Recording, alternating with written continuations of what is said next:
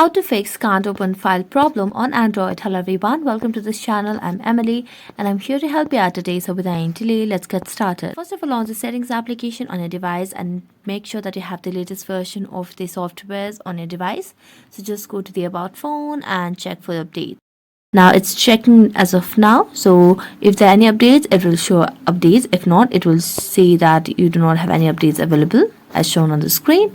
So we're going to go back and then tap on the file manager. As a tap on file manager, tap on your file section at the top right corner, and then here you can see the internal shared storage. So tap on the download section and tap on the file that you cannot open. So as a tap on it, you can see the option of more at the bottom right corner of the screen.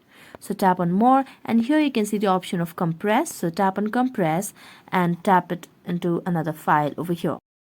Now as you tap on compress and you compress a file, then you'll be able to open a file on your Android.